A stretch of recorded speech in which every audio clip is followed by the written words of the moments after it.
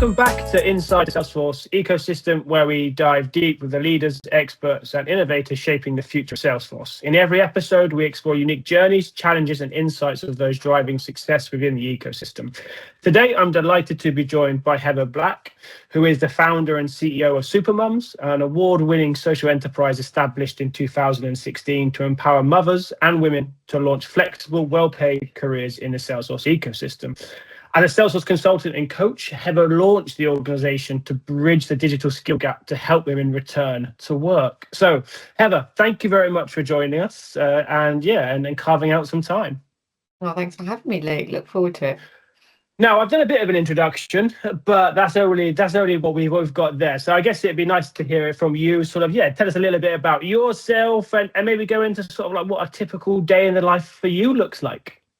Great question. Well, two big things. So my background, I was running a coaching business, originally business coaching, career coaching, and I built that. So we had a team of 20 coaches that were delivering support, and started using Salesforce to manage everything for that organization. So fell in love with it, and the rest is history, right? I became an admin, managed my own system, tinkering away with it, and then realized actually, I wanted to learn more about the career opportunities, and so did a bit of deep dive, did some interviews, met people, did a bit of networking, and uncovered, I suppose, the role of a Salesforce consultant. What does business analysis mean, project management, change management? I went on this journey of discovering it all, upskilled myself, and became a Salesforce consultant and grew a Salesforce consultancy off the back of that. So I've kind of been on this journey myself that actually we help other women do at Supermums now. I started off not knowing anything, and it's like, well, how do I explore all these career opportunities and sort of upskill myself and relaunch? And I went on that journey myself, now back in 2010, and successfully grew a consultancy, and off that spun Supermums, because I realized that, being a mum myself, having a newborn child, working remotely from home, earning £40 day rates, it was like, why aren't more women doing this, and why have we got a shortage of women in that role? So that led me to launch Supermums nearly 10 years ago, to bring more women to the tech sector. So what do I do on a day-to-day basis? So I spend my day on podcasts, talking to women, inspiring them about what the career opportunities could be in tech. So I love that part of my role. We do a little quiz. We help them figure out which job role could suit them. We talk about the different range of attributes you could bring, the industry experience you could bring, the skills you can learn, and how do you get from A to Z. So part of my day is really about inspiring people, educating people. I love educating. Through my experience, I wrote a book, Become a Super Salesforce Consultant, and I've got a training course, which is our consultancy skills training course. So I upskill Salesforce professionals in business analysis skills, agile project management, change management. So that is one of my favorite parts of the week as well, is delivering that course still, because I get to help people directly, help them upskill, and also learn AI tools now, which, I feel like it's the old days. Like in the old days, it was like we had a typewriter and we wrote everything out, and now you're like, oh my God, like AI is amazing. Like it's so much quicker to do things than it used to take when you're documenting requirements and writing out your project management plan. I'm like, wow, this stuff is transformational. So I really enjoyed learning about AI tools, and we're embedding AI in all of our training curriculum at Supermums to help people upskill as Salesforce professionals. But also we're doing a whole CRM roadmap internally at the moment. We're adding AI into our processes internally, and rolling out that, always, if we do it first, we get the hands-on experience of doing it, that sort of live and breathe it, and then obviously teach it to other people. So, I spend most of my days really training and educating people about career opportunities and how to do career opportunities at the moment, and help them get job opportunities. So we talk to a lot of employers about what they're looking for and help them attract more women. A lot of companies want more women in their tech teams. They don't have that gender balance that they want. And so we're really lucky to work with a lot of companies. And so I spend my day sort of consulting with them about what they need, and, help them find the right talent as well. So very varied, Luke. No, exactly, and I think that's one of the beauties of the jobs that we do, and it can be very varied, I think, and that's what keeps us going and full of energy. I think is that varied. Not one day is ever the same. Yes. There are some days where I do wish if I could just have one job and that was it, then my life might be easier. But I think you'd get bored quickly as well. On they have those days where it's like, oh my God, there's just too many things going on. Actually, I would like a job where I'm just packing a box because that would just make my life easier. But I guess I'd get bored eventually of Yes, that. definitely. I like the Exactly. balancing. So let's just dig in a little bit about Supermums. So obviously you touched upon it then. Can you explain a little bit like the growth, I guess, of Supermums from like an idea, I guess you had, or where that idea came from to now the sort of the big, large sort of company then and doing such great work that it is today? Yeah, no, absolutely. Yeah, I mean it's interesting. It's been 10-year anniversary this year. It feels like a long time, right? It's as old as my it's as old as my daughter. So I launched Supermums when my daughter was just 2, 3 months old. Oh wow. And Okay. I'd Yep. sat with the idea I'd sat with the idea for a couple of years, and I tried to get funding to deliver free training. Yep. And I tried 3 or 4 different funding routes, sponsorship routes. And the thing is, people only wanted to sponsor, and I completely get it, but they wanted to fund training that was working with the most disadvantaged. And I didn't Mm. want to discriminate the women that we get on the program. I wanted to make it accessible for anybody that wanted to do it. And it's not to say we can't rely on funding. We do have trainees that go through some scholarship programs or funded programs when we work with charities. But we wanted to, I just thought, well, I'll launch it and charge for the training. And I think what also is important about that is when people do commit financially to something, they've got a better chance of seeing it through, actually. Yep. Previously, I'd run free training programs and we had such a low show up rate for things. And it's very demoralizing when people don't show up and don't actually get from A to Z. So with Supermums, we launched it, we charged a discounted fee for the program relative to what you would pay in the Salesforce world. So we made it discounted. We train people up in Salesforce technical skills, but we also provide a one-to-one mentor. They get hands-on work experience with an organization. They get career coaching, career advice. So it's an incredibly rounded program that they get, which is cheaper than if you were to take the 5-day training course at Salesforce, typically off the shelf. And we have credible authorized instructors, that are certified instructors that do the program. So we started with just 3 on the first program. We run the course every quarter and we run it across 2 time zones. This is our Salesforce admin program that we run. Yep. And now we're up to like 70 per quarter on 2 Yeah. cohorts. So we're getting a lot of interest because people are realizing that they've got to upskill in AI related products now. That's where the job market's going. That's where the job market is opening up. We train people in Salesforce, but also a suite of other AI products now across business analysis, agile project management, change management. So they can actually start advising businesses on how to become AI ready. So we're just, really making sure that our talent is equipped for the future in the job market and can help themselves and businesses adopt AI across sort of 10 different application areas.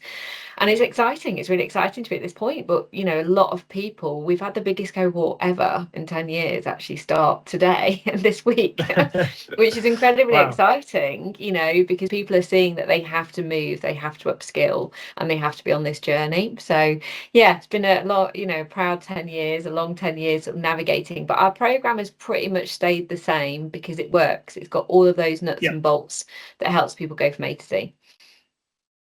Now, I think I can guess the answer, but I guess yeah.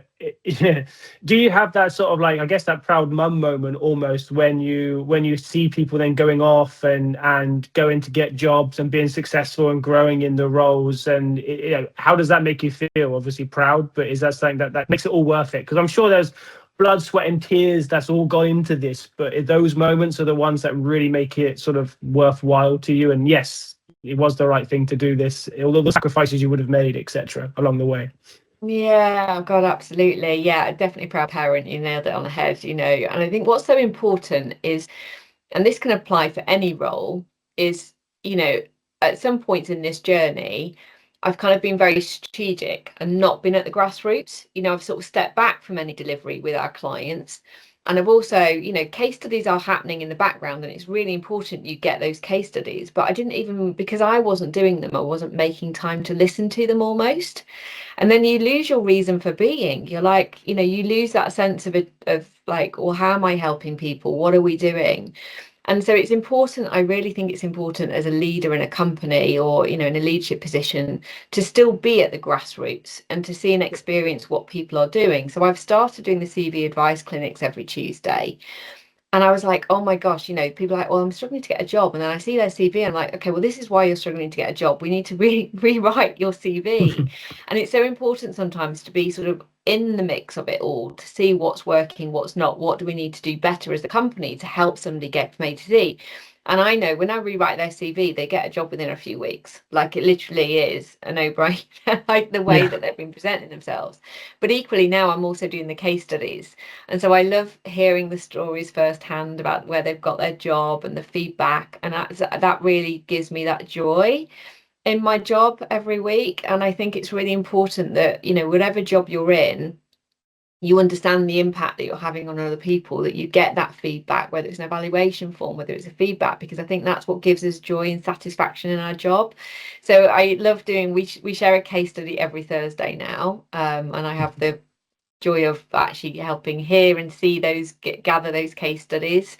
I learned a new AI tool yesterday to do some video editing and push those out. So yeah, definitely, it's great to see where everybody is in the world. And they're touching, they're in consultancies, they're in Salesforce ISVs, they're within end customers. We're kind of very spread amongst everything in the ecosystem.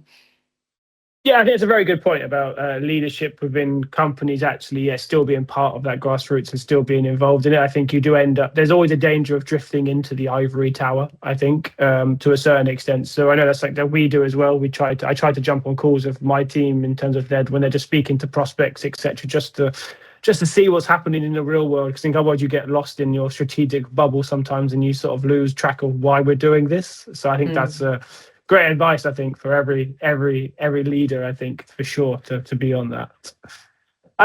Right, so we are both here today, fundamentally, obviously, due to Salesforce. That's the common theme to why we're all here, and people who join and listen to this podcast. So I guess, do you believe that Salesforce, the ecosystem, is a powerful space for women seeking that sort of flexible and well-paid career? And if it, and obviously I'm assuming you do, but why do you feel that the Salesforce ecosystem is a good place for this? Yeah, so I think Salesforce and wider than Salesforce, right? I think all companies, all businesses are having to embrace AI and technology at the moment, and to be competitive and to make themselves more efficient and more productive. And Salesforce doesn't sit in isolation, right? Salesforce fits into 70% of Salesforce implementations have an integration with third-party systems, and then you've got all the other AI products wrapped around. And Salesforce is still the number one player for CRM, like, it's not going away. And people say the reality is that, other people can make a CRM system now through other AI tools. Like, I get that, but then a lot of these companies, want something that is secure, that's robust, that's managed properly, that's looked after. So, yes, there's more barrier to entry, but I think Salesforce will continue to thrive. They're at the forefront of building agents and sort of being part of that AI revolution. We're seeing those growth opportunities across the whole mix. But I think what's important working in the sector right now is that you look at Salesforce as part of a component of products that make that business resilient. And that's the reality of Salesforce. You'll never just purely Salesforce. You're like, right, integrate the website, integrate the email marketing, integrate these agents and AI tools. Like, there's that whole package of technical, doing a technical audit and creating that roadmap for your technology in that business is really important. And that's where the candidates, that's where we're training people up to be and to be thinking about, is like, actually, what does this look like for the business going forward?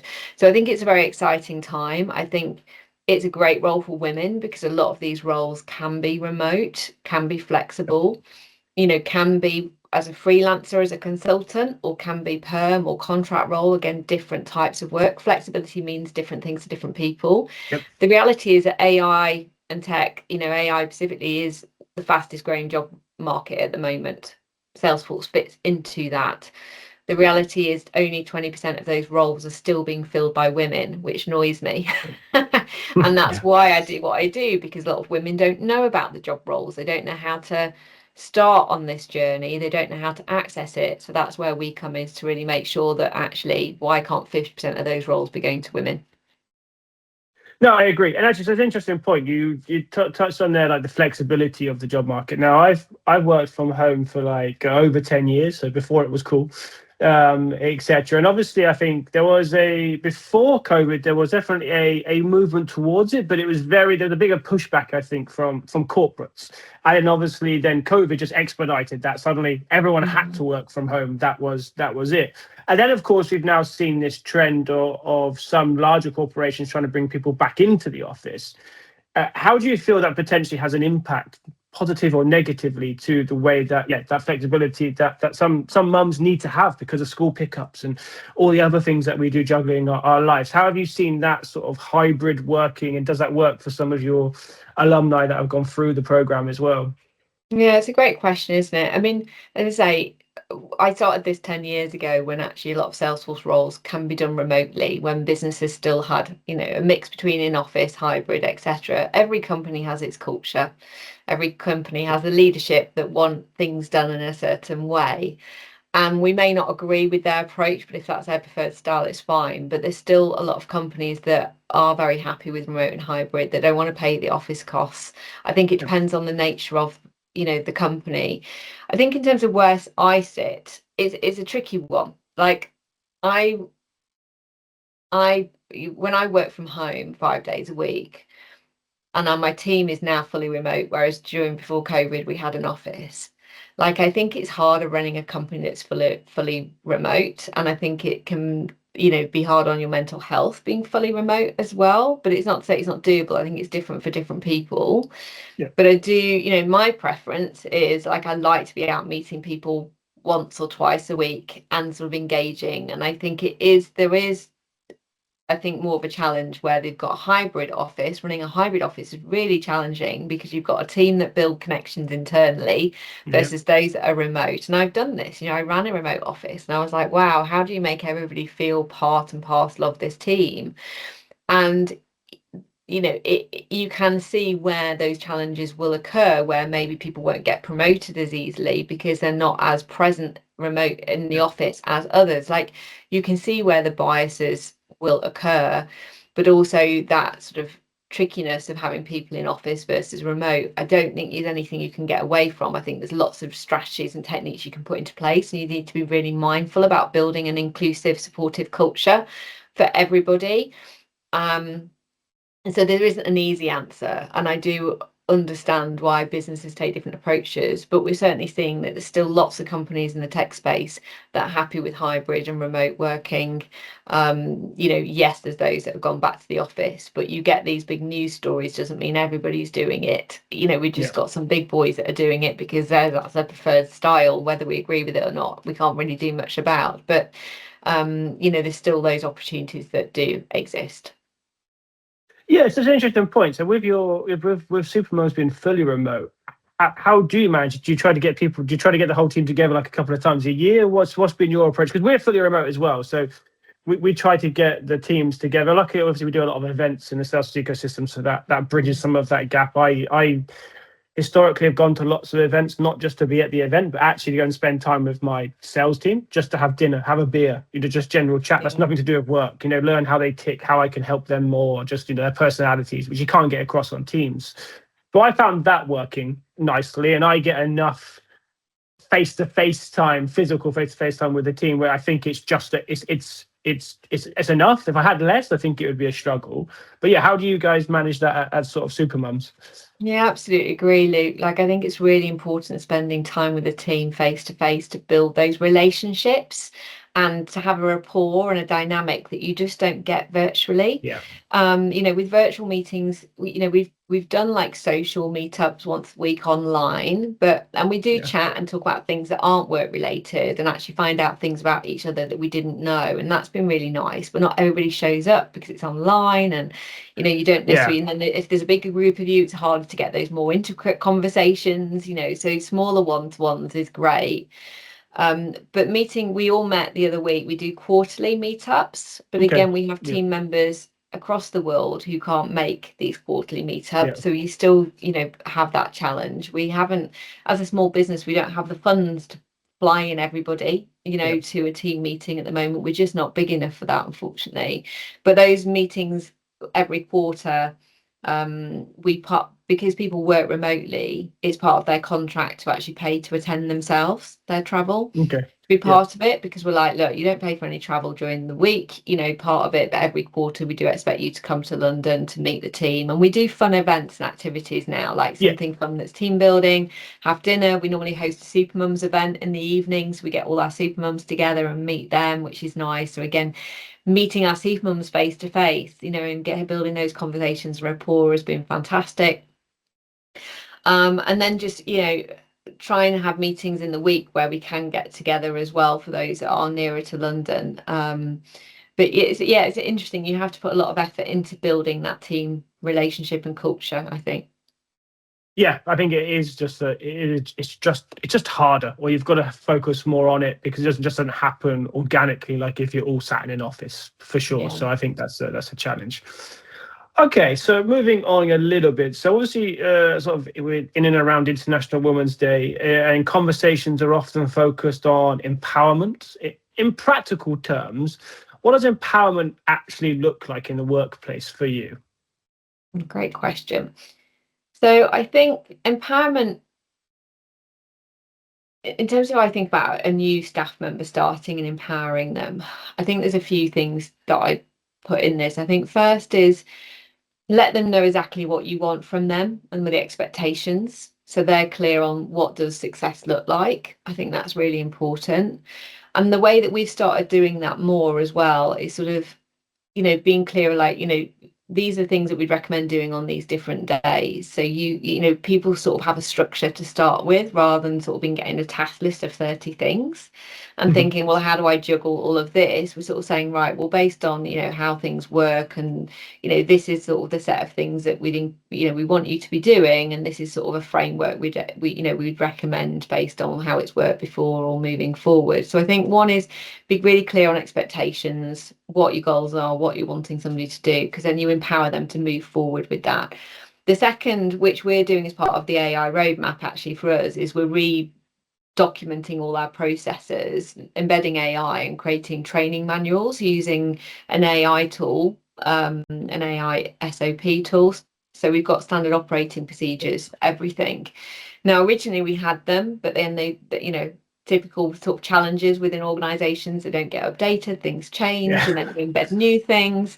And so, we're empowering our team right now by making sure we've got up-to-date, clear SOPs, but embedding AI as well, empowering them with new tools that will help them get jobs done quicker and reduce some of that admin they don't want to do.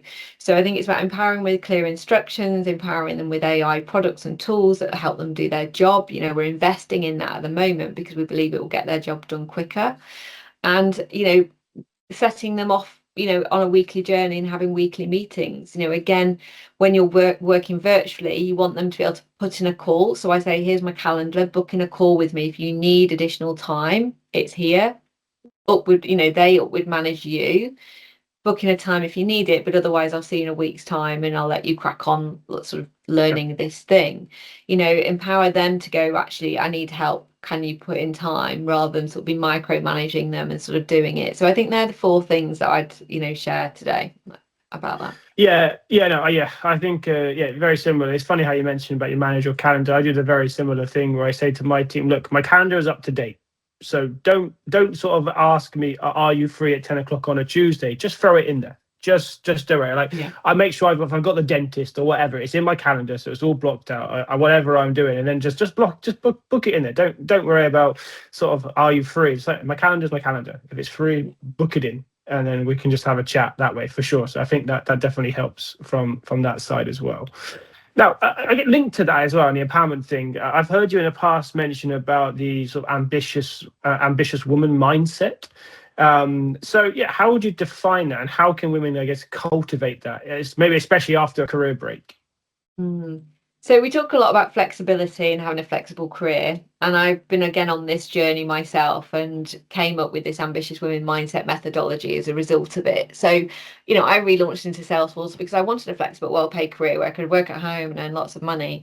What I realized is that I didn't manage my energy very well. I didn't manage my boundaries very well. I didn't manage, you know, the support. I was, you know, in the wrong relationships, in the wrong sort of, wasn't delegating things that I needed to, and realize actually I needed to sort my shit out in order to have that flexibility, because we can be in a job working remotely and still be drained, still not feel like, you know, we're still not, you know, working all hours, not saying no to things. And I went, you know, I've always been a big advocate of coaching, having run a coaching business. I sort of signed up to another leadership coaching course, and I had to recheck, really sort of go back to going, right, what is it I need to do to sort out my shit out and kind of not feel burnt out? You know, I was properly sort of at the bottom of the pile. So with the ambitious mindset, I talk about energy, you know, making sure you're plugging yourself into the energy socket every day. So at the moment, I'm doing my Pilates most mornings, not every morning, but, you know, I'm like, oh, I've done it. You know, this has been my New Year resolution since Christmas, and I'll go on my Peloton and bike. So like, I plug myself into the energy socket, a bit like charging your phone and your battery, right? What is it you need to do?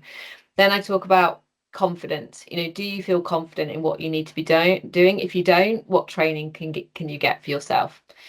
Have you got clear goals? You know, what is it that you're working towards? How are you celebrating those things and ticking things off? You know, so every week in Supermums, we have a brag moment where we're like, what are we proud of this week? Because we always think we haven't done enough. We've never got to the bottom of our to-do list, let's face it. But what are your goals and what are you celebrating? Talk about relationships. So making sure that you've got the right relationships around you, that you're delegating, that you haven't got those negative people in your life, making sure you've got people that support you, the mentors, the coaches, you know, again, sort of packaging things round. The other kind of components of it are, you know, your impact. So knowing what impact you're making, hence why I said about the testimonials being so important. You know, when I was stepping away and not being at the grassroots and not hearing any of these stories, you're like, what, you know, what am I doing waking up for every day? So there's 6 different components that now, you know, I've shifted those things in my life to make sure that I'm, you know, achieving those ambitions but still filling my cup up, which I think is really important. Yeah, I think you're right, and I think there is that danger, especially in the remote working, is that like you never leave the laptop because you can. Like in the old days when you worked in an office and there wasn't a laptop, you'd shut the laptop at 5 and that would be it. There was no way to do any more work. You know, you couldn't do anything. That was it. You'd left the office, job done. But there's always that. It's still there. It's always lurking in the corner almost. So I think being able to just sort of stop and not do that bit of work, and like you said, go and do something else, like if that's running, exercise, whatever it may be, I think is super important for sure. Yeah, definitely. So last couple of questions. So obviously I've seen, you know, you've received the Women in Tech 100 award, and of course the Salesforce Golden Hoodie, which is no mean feat whatsoever. But what do those sort of recognitions sort of represent to you personally? I think, I mean, the Golden Hoodie for me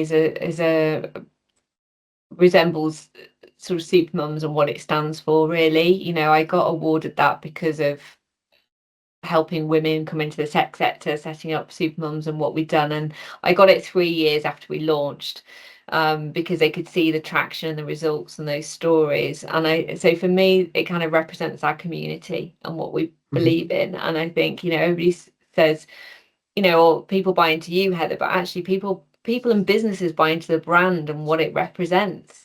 I'm just an enabler, and actually my team is part and parcel of making Supermums happen. You know, I've not done it just by myself. Yes, I can spark the idea and can empower and enable people to come to it. But so the Golden Hoodie really resembles, Supermums and what we've created and what we've built over the years.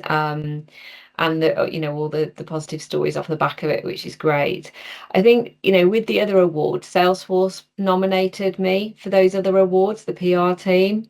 And so it's been lovely to kind of be, again, supported by them. They don't support us financially, but what they have done is, help raise our profile and show, how we're working in partnership with them to get more women to tech. So it's just been nice when you're running your own business, nobody pats you on the back, right? You don't have a manager. You don't have a manager that tells you that you're doing a good job. Yeah. Actually, you get more of the problems brought to you than the good things. And so for me, I think working independently, it's been nice where somebody's been like, what, Heather, we're going to nominate you for this because we're really proud of what you've done. And that's really given me a positive lift. It's nicer than, putting yourself in for it because you're like, oh, they mean quite a lot to have, that support and recognition from other people about what you're doing every day. Because like you say, every day, it's wonderful and lovely, but running a business is hard work. Every day you've got to get up, motivate your staff, put things into place, sort out problems, implement new ideas. It's nice to have that sort of momentum and support behind you as well. No, good. I think it just, I think some days when you have those, I'm sure there's moments when you're going through this journey, you've gone, I'm not sure I can do this anymore. There's always those moments of doubt, etc. And then those moments of like, the awards and that sort of stuff is just sort of, I guess, centers you to go, yes, I am. Yes, this is worth it. The blood, sweat and tears is worth it. I am helping. And that's always a good thing for sure. Yeah. Penultimate question. What would you say to any women listening today who want to move into the tech sector but feel sort of unsure or they feel that maybe they're not ready? What advice would you give them? So we take them on a journey of helping them make an informed decision at Supermums. So one is, get involved with Supermums. We run, free masterclasses. We have free 2 staff that do free career consultations with people. Find out more, do your research.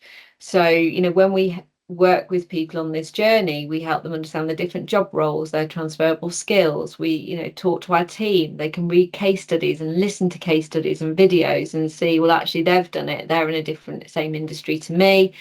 Align with their story. If they've done it, I can do it too. You've got to, in order to make that leap into it, making a difference, you've got to feel that sense of confidence and assurance and make that informed decision. So you've got to do the groundwork, do your research. A lot of people come to us because they've been recommended to us. Over 50% of people come because they've been recommended to us, which is massive because people have seen the stories and the advocacy of it.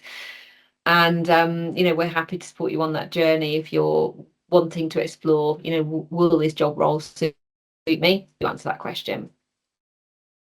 Perfect. Yeah, I think that's really good. I think just the research, making sure it's right for you, and then get in touch with likes of yourself to definitely help you guide along that path is definitely the best things to do. Okay, so last question for you. If you could change one thing about how the tech industry supports mothers and women returning to work, what would it be? Maybe a loaded question, but yeah. Well, I speak to businesses almost every day about, their I suppose the talent needs and it's not something that can change overnight, but the reality is that we need more women in tech, but equally we need to make sure there's equal women in leadership roles interviewing candidates as well, because if it's male top heavy at the top, the reality is it will be biased to some degree, all the way down. My wish is that, every business, like the ones we're talking to that work with us, want to make sure that they are having a fair recruitment process. And that's not to say you have to hire a certain number of people of XYZ, but it's making sure that they do look to make sure they've got a diverse range of CVs.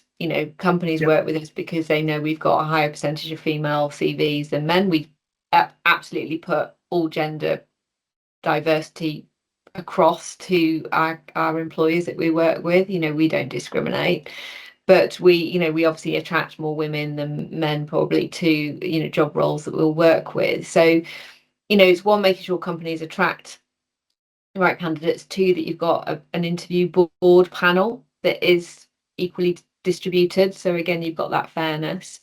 And then when people are in work, that you do sort of accommodate and think about, and I know it's different for different industries, but think about how you're supporting people in different roles to make sure that they can give 100% to work, but in a way that's going to work for the company and them. And that will include flexible working policies as well, because people can get a lot more done at home in some way than they can at work because there's less distractions. And I think, just making sure that there's a policy that supports and accommodates and gets the most out of their employees is really important. Yeah, I think the flexible working, when it's done properly, you also as a byproduct that you build loyalty, because I think that helps, because they do look after me. Can I go and do this and all those sort of things. And I had it with one of my staff, where so his wife is pregnant and he had like different scans and stuff to go to. I said, just book them out. You don't need to ask me permission. Just book your calendar out so you don't get booked in for a call, and just go. Like, every time, you haven't got to ask me, just book it in. Like, I know you'll get the job done. He's a sales rep, so therefore obviously he's not going to stop working, because if he stops working, he doesn't get his commission checks. If he's not doing the job, then eventually you won't get paid, so it will affect him. But even things like that, just the flexibility, and I think the trust that I think some companies sometimes struggle with to give the remote working people. It's like, no, just judge that person on, are they getting the job done? How they do that, I'm never that worried. As long as the job's done, then if they split their time in, 2 hours there, and then they break for 2 hours and they come back and work a bit later, I think all of that's fine. Just make it work. And exactly, it just works. And hopefully then you build loyalty, and then you just build somewhere that everyone wants to work at, which I think is the best thing we can do. Yeah. Sure. Well, Heather, thank you very much for carving out some time in your hectic calendar. Really appreciate it as well. And also, we were recording this during February half term as well, so there's always kids around, and juggling that around makes it even more difficult in school holidays. So thank you very much, and great to have you on the call. You're welcome. Thanks for having me, Luke.